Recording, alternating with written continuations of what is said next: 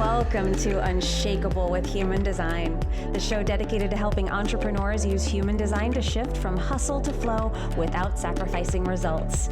Come here to become an unshakable human and build an unshakable business according to your human design. I'm your host, Nicole. Hello and welcome to Unshakable with Human Design, everybody. I'm your host, Nicole, and I am so excited to be here with you today because we have a really fun special episode for you where we are actually with the lovely Christie Wylde, who is the winner of our recent contest here on the show, where we had the contest where if you shared about the show and you tagged me on Instagram, you got entered into a drawing to win a reading right here on the show with me. And Christie was our lucky winner, which I was so excited to see that you won, Christie, because you've been supporting the show. You've been following me. We had a clarity call at one point where we chatted. So I was really excited. I love when an OG wins something. Not that I don't love the new people, but it's always nice that we get to reward you because you have been so supportive of the show. I was excited to see your name pop up. So welcome. Yeah, thank you so much. And it's such a gift that you are offering. Thank you for doing those drawings. Thank you for allowing me to come on and share a little bit and learn a little bit from you. I came to human design beginning of the year, I think. I don't know, time feels so weird, but yours was one of the first podcasts that I did in my little scrolly search that felt so authentic and real. And I just appreciate your presence in the interwebs because I think what you bring is really genuine to this space. And there's a lot of not genuine out there. Like we can just call that out. So thank you. I'm humbled and grateful to be here. Well, thank you. I'm humbled and grateful for that, for what you just said. That was really sweet. And I received that because that is my hope, to make an impact and to just be doing what we do and serving this audience. And I'm happy that it's helped you with your human design journey, that you've stayed with us for this whole time and that the show has been delivering you value. Now, you're in medical school, so you're a busy woman, right? You're currently a medical student. You're studying to be a naturopathic doctor. And what else can we tell the audience about you? I'll say just from a human design perspective, you are a 6-2 pure generator. What else would you like the audience to know about you before we start with your reading? Yeah, I am in my last year of medical school. I will be graduating in June as a naturopathic doctor. That's partly what brought me to the show, is that I'm preparing to open a private practice once I graduate and looking at that entrepreneur journey. I was really curious about how that intersected with human design. And my pronouns are she, they. I do identify as queer. So I'm looking to be working with the queer community predominantly when I'm practicing. I'm also a mom to a 2-year-old manifesting generator. And so that's quite a journey, a wild ride that we're all on. My partner is a generator. We're all in just knee deep in our designs right now. So it's a lot of fun to learn and grow in that way together. And and they're just kind of fun hobbies. I love to paint and write and do some creative projects on the side. So that generator energy is very real to me. I feel like I really do love building things. And I have to say, when I found out I was a generator, I was a little sad that I wasn't a manifester. I don't know if anyone out there feels the same because real common. There's, right. It's like out in the world, you're just like, manifestors are the ones who make the magic happen. And they absolutely do bring so much magic, but generators are always there building something. Once I realized that really was a deep part of what I love to do, it was a lot easier to accept, like, okay, I'm a generator. This is a part of that generator energy. So building a practice. We're currently building our family, and we live in Seattle currently, but we'll be eventually moving to Portland, Oregon, and I'll be licensed in both states so I can practice serving people in both states. But the big long-term dream is to have some land and establish kind of a retreat healing space with outdoor hydrotherapy setup where people can soak and sauna under the stars is the big picture. So again, that generator thing, I was like, I'm going to be building this probably until the day I die. And I'm really okay with that. I feel very content and happy with that. So, I mean, generators, you need something to build kind of till the day you die. Our energy has to go someplace, and it feels best, particularly for generators, to be like systematically building something. I'm building this, I'm growing it, I'm building this on top of this. That typically feels best. Many gens are going to be a little bit more sometimes manic in their approach of what they're building. It won't make sense. They'll be building something over here and then they'll be building something over there. And that's part of their process. But yours might look a little bit more linear, where it's not Yeah. necessarily the same things, but it's like you're building yourself right now, where you're becoming this naturopathic doctor. Now, you're also under the cross of identification, the left angle cross of identification. You're a 6'2", so you're a left angle. So it's not about you, it's about other people. Your purpose has more to do with the rest of the world and something to do with like an outward work than necessarily all your inward work. But that cross of identification, to me, it's like you're in the process of identifying as a doctor. You're in the Mm. process of building that identity. But then what are you going to build on? It's a private practice, then it's a wellness retreat center, and then it's this. They're different things, but they're absolutely in alignment with one another. And that's very generatory. And they have to do with other Generatory. I people. like that. Generatory. Yeah. And they have to do with other people, with serving other people, with sharing with other people, with helping other people. I always like for these readings to be more like an interactive coaching session where you can kind of guide the reading. I can talk. I'm never at a shortage of things to talk about in your chart. So feel free. I'm happy to do that as well. But do you have any questions? You've been in this game for a while. You've been digging into your design. You've looked at your partner's charts, your chart. You've looked at your, I'm sorry, did you say it's a son or a daughter? We'll use they, them pronouns for They, now. them. Oh, excuse Yeah. me. So Okay. yeah, So you that's okay. you have your child that you're looking at their Yeah. chart. You're well versed in this world of human design now.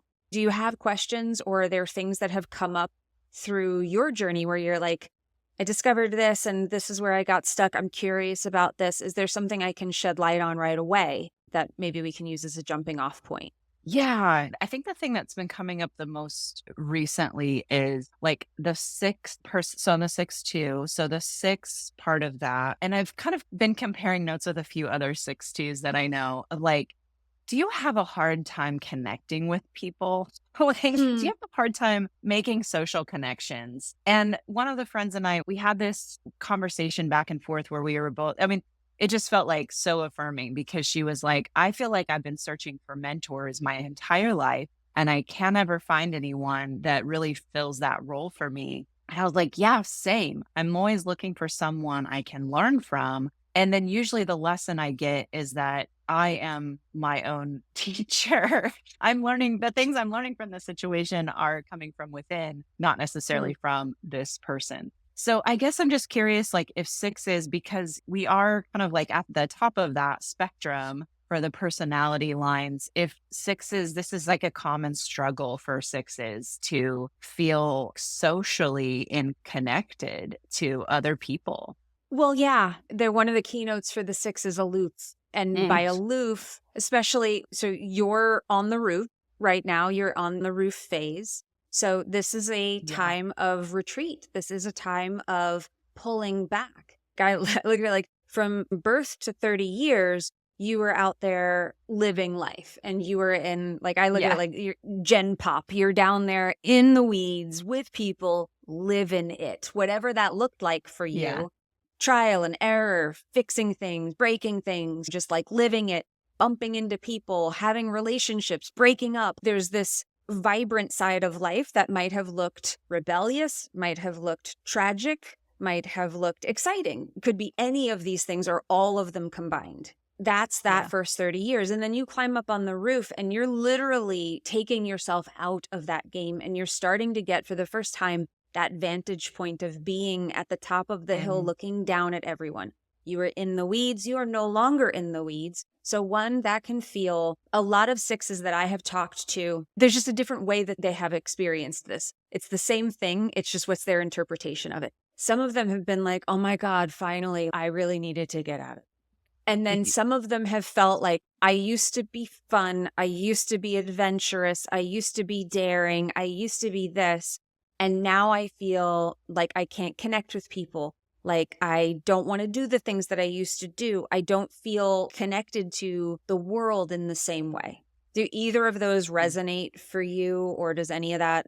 Yeah, for sure. I think it's compounded by like, I did read something once about how hard it is for those of us in our on the roof phase to parent during this. And I'm Mhm. like, that's when I became a parent. And I don't feel like I have a community around that. And just really reassessing that this is because my energy is pulling away from these things, not because I can't connect with people. Like reframing that, I think is really helpful for me. I think it's important to But understand yeah, what the on I definitely had what I had my like fuck or I call my fuck around and find out phase. Yeah. I look back and I'm like, oh yeah, I did that. Wow, I made it through that somehow. I didn't Yeah. know.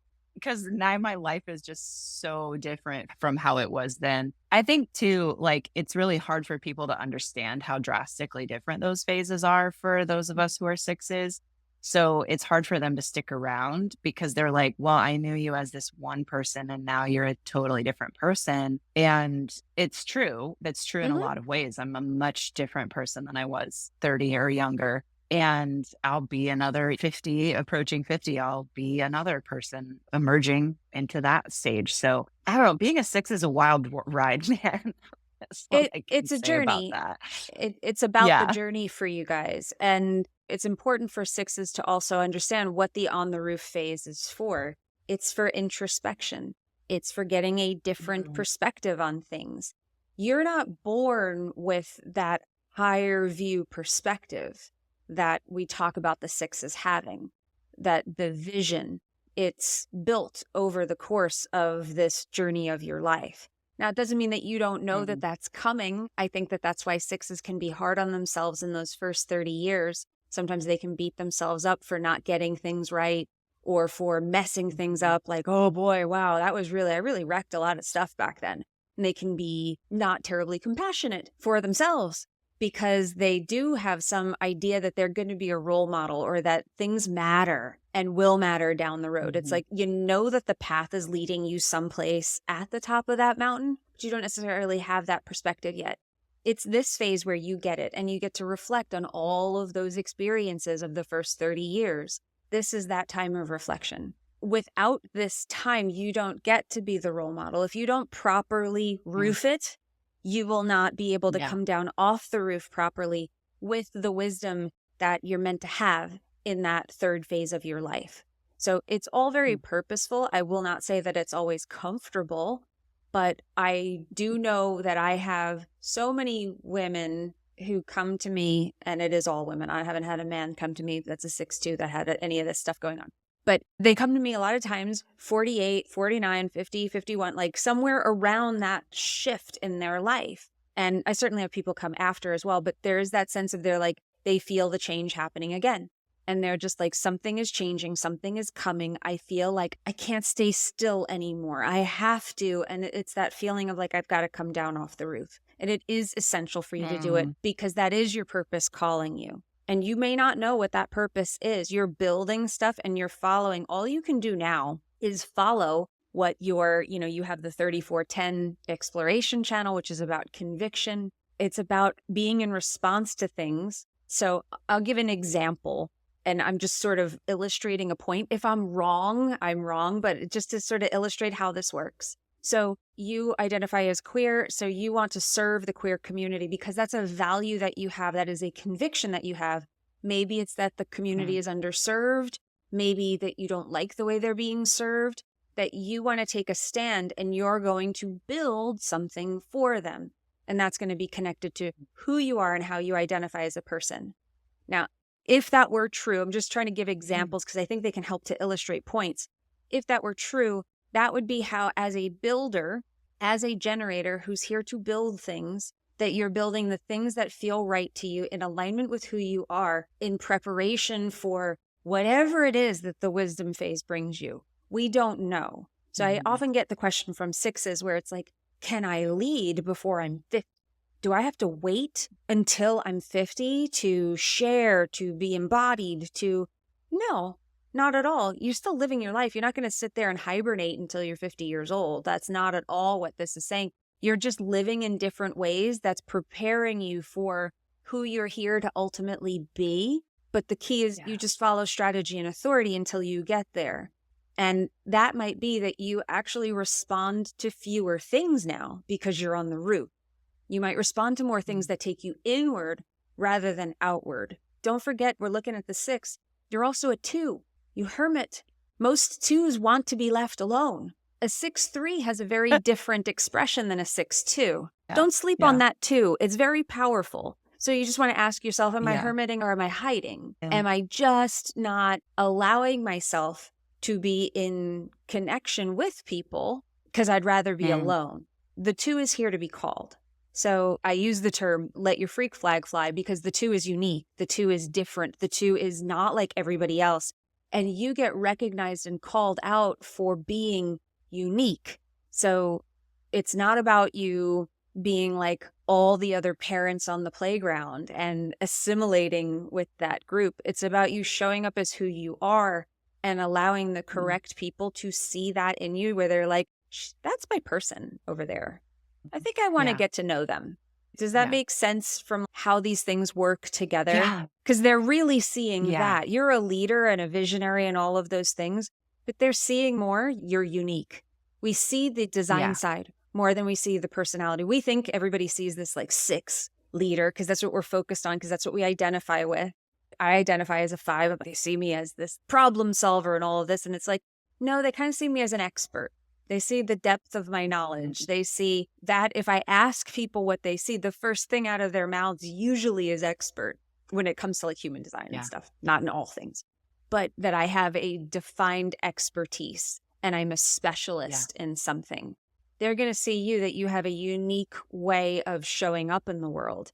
And then it's about like, but what is your thing? That's the key with the 2 is, are you doing your thing and are you letting yourself be seen doing your thing? That's really the key with the profile there. Yeah. Does that Yeah, the feel? conviction, all of that resonates, especially like the conviction, the example you brought up. That really got some wheels turning for me because I've been doing some work on identifying your ideal client and some of those very basic like business building exercises. Yeah. And one of the questions that I was working through was, I'm doing like a practice building incubator type thing with other physicians. Most of them are in practice already, and they're just kind of converting or updating their models. So the question is, what's your favorite kind of patient to work with? And I do work with patients as a student. We have a student clinic, a teaching clinic. And I was like, man, the patients I always get really excited about, they're always queer. That was surprising to me for some reason. It is very personal and very authentic to me, but it was still surprising to me. And so kind of hearing that that's like built in a little bit to my design is that I'm going to be building something that is personal to me. I think part of my hesitation is I don't want to niche down too hard and then like, but what if this person needs me or this, I don't want to turn anyone away. But at the same time, what I do get excited about is working with this particular community, and they have particular needs, and I can see those needs and I can understand those needs, even if they're not all personal to me. I can see what needs to be done. So anyway, I'm just kind of processing that out loud. And that was a really interesting piece for me. So would you like me to tell you why I'm not surprised that you like working with the queer community? Just from a chart perspective, because I'm giggling over here. Because what I look at to start to piece together your niche from your chart. Now, I want to preface this by saying that I don't like to jam a niche into a gate. There's a much more organic process of really honing in on it, but you feel like you know right now. And so I'm looking at it backwards. I'm like, you came to me with something, and I'm looking at it and I'm saying, okay, well, here's how maybe you could feel validated in that choice. And then, if you go further with that, you could start to dig into, well, what else does this mean to me? Where it might naturally expand that niche a little bit more, or it may not, based on actually these qualities, rather than it necessarily being like the queer community, but it's like the queer community and people like this. This is what is attractive to me and what I will be attractive to other people for. Because your niche gates that I'm looking at, gate 10 is one of your niche gates. And then 15 is the polarity to that. And gate 10 is about authentic behavior. And it is about loving yourself just as you are, forgetting about like, it is purely you. It has nothing to do with anybody else or what they think is right, or it's about authentic. And we use the word behavior because behavior, it's the gate of self-love. I love myself so damn much because I'm just me. And I don't change my behavior for anyone. I show up as me every single time. So that can be where you've seen people be very in alignment with this, and you've probably seen people be very out of alignment with this. And now we pair that. Again, this is how, like, this is why it's the whole chart. So like some charts have a lot of themes to me and they jump out at me. And it usually helps when I know a lot or somewhat about what you do, because then I can start to connect the dots faster. Then you pair that with, okay, maybe you've seen people not be free to be who they are, maybe not love themselves and hate themselves, because everything in the chart tells us what to have it is and to have not. So to love yourself so much or to loathe yourself so much for being who you are. 10 is both of those things. And the more people we have with gate 10 who are in the I love myself so much just because I'm me, you teach other people how to love themselves so much just because they're them. And people become more empowered to be who they are. But we pair that with, so you've seen people have it and you've seen people not have it. You've seen them love themselves. You've seen them hate themselves. Now you have convictions about this. Now that 1034 channel of exploration, you're responding to it. So an example of that could be, maybe you see someone in the queer community loathing themselves because they were told that that was not the right way to be. I'm just making this up. You have a visceral gut reaction to that of like, no. The channel of conviction, the channel of exploration says, in order for me to be me, I have to live my convictions. So I'm going to be super out and proud about who I am. I'm going to openly identify as queer, and I'm going to allow people to see that. And maybe that gives these people courage. Maybe that shifts into, it can be activism. There's so many different ways that this can show up. I'm just giving one illustration for how that could, and using the queer community as that path to show you, like, because obviously if you're thinking of dedicating your life to it, there's conviction there. And it shows you that when we follow that, I'm not hearing a lot of you second guessing these choices, but some people can. They can say like, that is what I believe, but I'm worried about what people will say. I'm worried about what you're saying, the only thing I heard you say where you're second guessing it is, I don't want to niche down too hard where I'm excluding people. But it could be marginalized people. It could be people who just fit this bill. And niche isn't about necessarily being so niche down that you're like, I only help people in the queer community. You're free to do that if you want. But if you are just being an example of what it means to be proud and in love with yourself and be proud of who you are for what you are and for who you are, and purely that, then you will attract the right people to you. You can certainly say, I specialize in helping the queer community. You might have a mission out there, channel of exploration, that conviction, letting your convictions be front and center with how you run your practice when you have it running. That is how this can start to take shape around a business and around like how you show up for it. Is when you lead with conviction, you're in alignment. You'll start to find that you'll probably get more excited about what you do when it's in alignment with your convictions. Because again, that channel is the one thing that connects your sacral. It's what defines it. You only have one channel there. And that one channel connects to your identity. If you think about response, what truly you are in response to fuels your authentic behavior, fuels who you are. You're not you if you're not in alignment with your convictions. If you're not truly in response, then suddenly you're not who you're meant to be on this planet.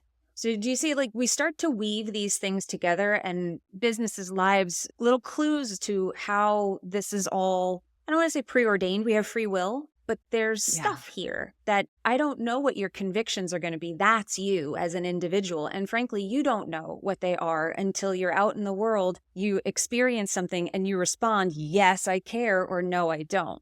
That means something to me. That doesn't. That gets me excited. That doesn't. Generators and manifesting generators, we're here to learn about ourselves. And that's how we learn about ourselves, is by what we respond to. And some people respond to different things. Yours will probably have a lot to do with what you think is right and what you think is wrong. What do I want to put my power behind? And what feels like me? And where do I feel like people are being, maybe their rights are being trampled on, or different things piss different people off? You know, there's lots of people with this channel who have very different convictions than you. But that's how you find your alignment, is through that. And then that 6 is seeing something bigger picture than the rest of us can see. That's the potential that's there. How's that all resonating or landing with you? I feel like I just went through a second hour of therapy.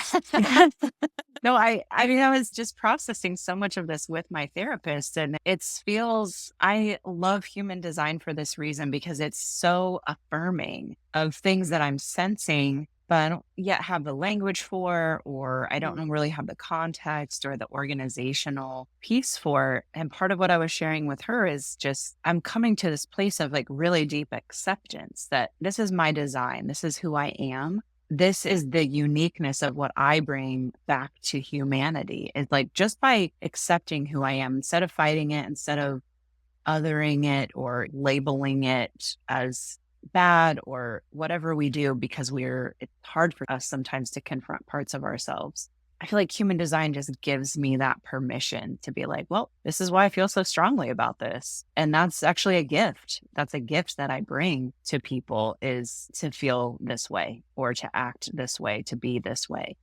Yeah. 1,000%. So thank you. There are two aspects. If I could just sort of call out a couple of other things that I'm seeing as we're having this conversation. You have two halves of your design. You have the 3410 channel that's connecting that sacral to the G center, which is what we've been talking about. And then you have a defined ajna and a defined throat.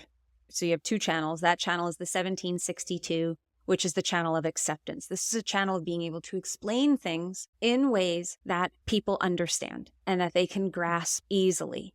I think the challenge with this one, you probably are already good at this, but the challenge with this one is to not just have wild opinions about things, to ground them in facts, to ground them in receipts, to ground them in something. It's logical. It's not abstract. This is logical circuitry. So something that will support you in your mission, because your mission might be a lot bigger than your practice. I don't know. But if it feels that way for you, that maybe you are here, I mean, whenever I look at sixes and 6-2s in particular, it's just sort of like, yeah, you sort of learn that first 30 years what doesn't work. Then you ponder it for another 20. And then you come down off that roof and you're just like, I have the way. And nobody knows what that way is going to be. It's probably a lot bigger than you think. You also have a 6th line pearl in your pearl sequence. There's just a lot of things that lend to like kind of a big vision or something bigger.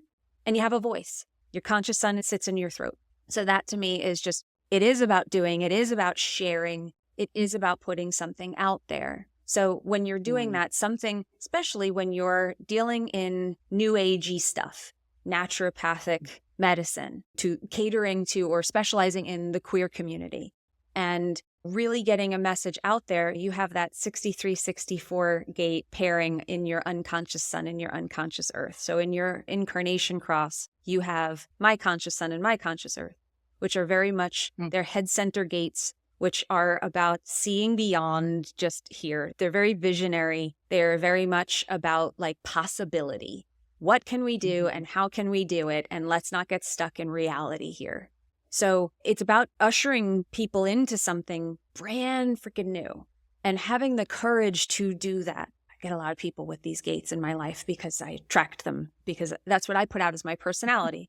So I put it out as my personality, and you're speaking to the unconscious in me. So we match that way. I get a lot of people with these gates that come into my world, and you have to break that piece of reality. You have to be looking at, the more you go into the ethereal spaces and you explore the things that other people maybe call you crazy for, probably the more excited you'll get lit up by. Your sacral will go, ideas, new things will come in. But what you have is a specific talent to be able to explain maybe the esoteric and weird stuff that other people can't necessarily understand in a logical way. And if you make that the focus, where you mix, I don't want to say equal parts, but you're always including some of the esoteric woo, the things that are a little bit more out there. I mean, well, look at the way that I approached human design. I really do try to bring it down to earth for people. I really do try to ground it in something logical, because I recognize the benefit of it. And while I don't have that channel, I do have the 60-second gate, which is about the explaining part. I just have a million ways of processing that. You have maybe one very much faster way of doing it because you have it. It's sort of like a highway that's built for you. Mine, I'm kind of like always finding a new way to get to that explanation. But that talent that you have of blending the esoteric with logical explanations, with, if you can maybe put that in your mind as a way, and sixes usually just have a way of doing this too. You're normally very good teachers or explainers of things. but that breaking it down, that you might have the ability to break through to the people who maybe seem unreachable or maybe seem like they're on the fence. That if you don't get emotionally involved in it and you allow yourself to come at it from more of a scientific approach, that if I break this down right, there's nobody I can't reach. Might be like a mantra you want to play with. If you choose, it's a talent that exists. And again, we never know what it will be used for. It's what turns you on. What do you want to do? But I think you mentioned you started a podcast, right? Yeah. I started a podcast for the naturopathic medical community because we are, just for anyone listening, we are trained as medical providers. So we're trained in all the basic standards of care, but we also have this whole plethora of modalities that we learn how to utilize: nutrition, supplements, lifestyle, movement, gut health. I mean, all the pieces, really intense. And there's just not really a resource for us to share about those experiences. So the main mission when I started this was to create kind of like a really central hub for talking to doctors in the field, the things that they're doing. There's a lot of really cool stuff that our docs are doing, and our students and other people in the field can connect with them, get trainings, get clinical pearls, all these things. What's really been really fun to see is that there's this personal element has been evolving out of it, where they're telling me what they're doing clinically, but then we're like, okay, and then tell me about, you've been in practice for 15 years and like, tell me how that's evolved. Or you practice with your partner. Tell me what that looks like. The way that it's opened up people to share just honestly about their journeys and how things have changed, how they've evolved, things they've become more committed to over time, less committed to. I feel like that's like going to be the nugget of the podcast. Yeah. And I can see kind of how that's lining up with what you're saying too, is like being able to see the trajectory of things and also a need that this profession has, pulling that down and like making it really tangible for people. So it's like more digestible. Yeah. I feel like all my neurons are firing. All the sparks are going. You know, you went through this and now you go walk around in your life and you see what aha moments come up. What are the things that are resonating with me? I always treat readings, like I would say, like they're an activation. So I'm going to say some things. I'm going to put some words to some things that maybe you have been feeling. We're going to work together. We're going to have this conversation. I'm going to walk you through your chart and then walk away and then see what happens from now, because this is like the seeds get planted. We planted seeds. Yeah. Now you walk around and you live your life and you follow your strategy and authority and you're watering those seeds. You're contemplating things. You're kind of like gently putting attention on what we discussed and what meant something to you. And it's like you're chewing on it. It's like you're digesting it over time. And then as you're walking through life, and that's where like I call it like shower moments, you know, you're in the shower and you're like, I never thought of it that way. That's what she meant. Or that's totally this. Or you're in a moment with somebody and it clicks because you're in response to them. Yeah. That's the power of this, is to not push the answer, but allow these seeds to bloom in their time. And the way to get them to bloom in their time faster is to keep following that strategy and authority, noticing the shadows and conditioning that can come up. Yours are going to be those bridging gates that you have, are going to be the ones that are real traps for you, which might be around 20. Gate 20 is one of your bridging gates. I want it and I want it now. In fact, I want it yesterday. So let's go, go, go, go, go, go, go. And it wants to force and push and make it happen. Yeah. You're also a quad left with your variables. So probably a very action-oriented person.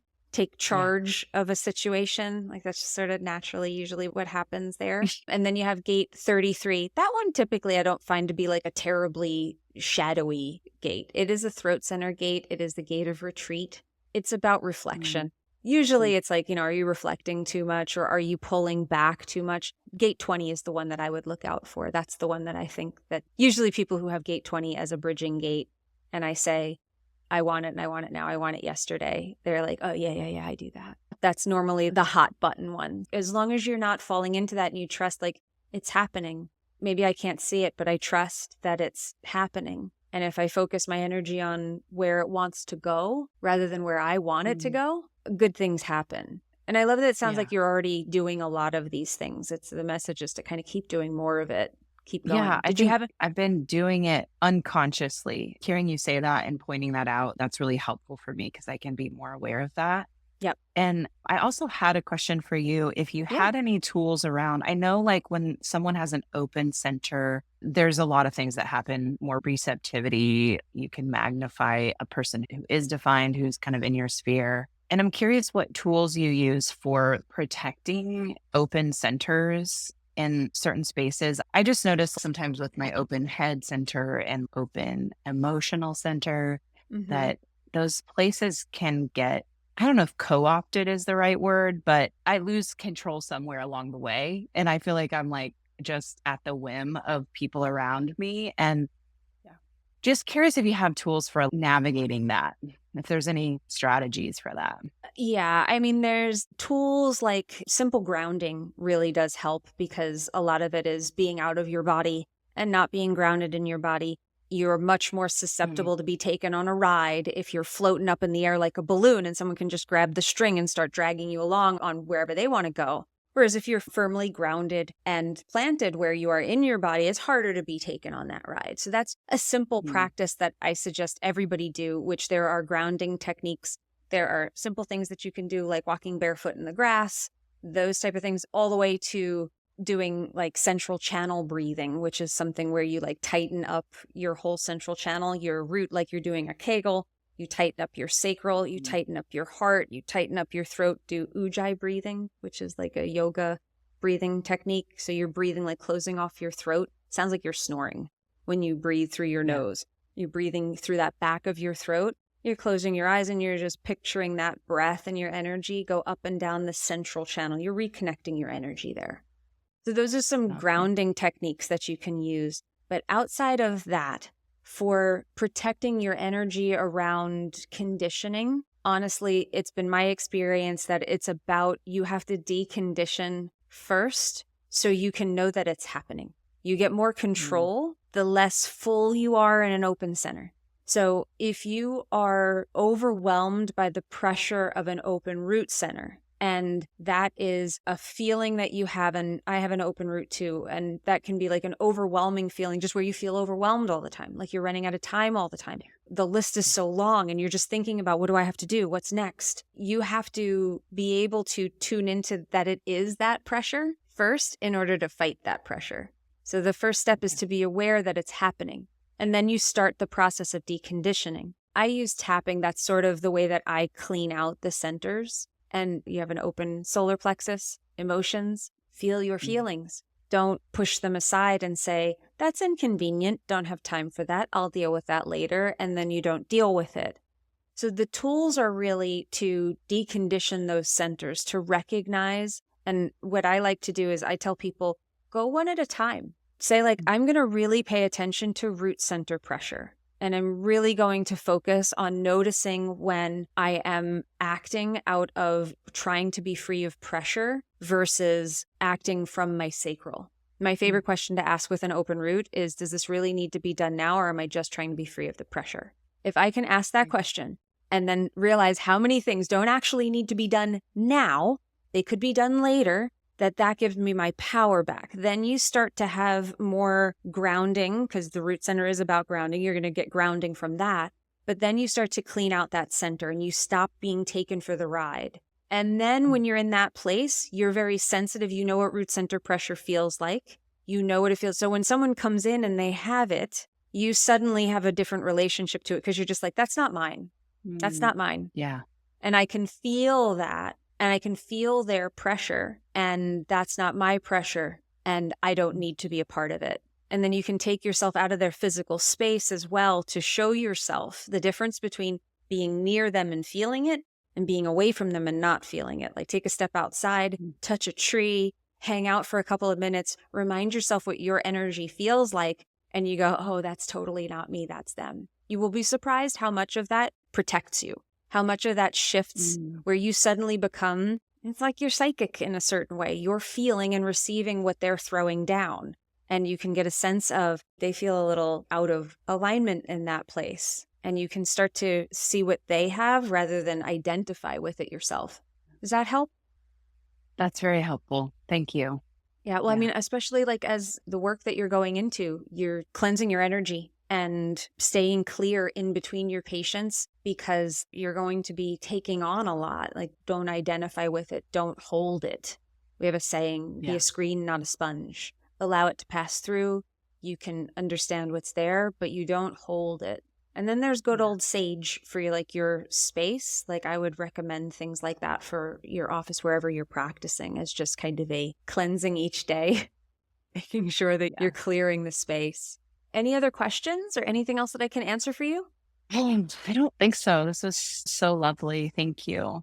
Thank you for being here. I appreciate you. Well, I appreciate your support for sharing about the show, for listening to the show, but then also letting us telegraph your design and put it out on the show for other people's benefit. That's really, it's wonderful that you do that. I appreciate you. For anyone who's kind of on the fence about getting a reading or exploring this more, this is very helpful. So just keeping that in mind. I'm so happy to hear that. Thank you so much. Well, I appreciate you. Thank you to the listener who made it all the way to the end of this episode with us. We appreciate you as well. Thank you for being here. If you do want to know about having a reading and booking a reading with me, just DM me reading on Instagram and we'll send you the links for that. It's also on the Work With Me page on my website. We'll link all of that up in the show notes for you. But thank you so much for being here. And remember, in order to have an unshakable business, you must first become an unshakable human. So thanks for letting us help you become unshakable with human design. We will see you next time. If you love this episode and you're a fan of the show, please show us the love on iTunes, Spotify, or wherever you're listening to the show and leave us a review. And if you'd like to connect with other entrepreneurs on their human design journey, join our free Facebook community, Human Design for Entrepreneurs. Go to nicolelano.me/podcast links to join the group, book a human design reading with me, or access our free human design resources. We'll see you there.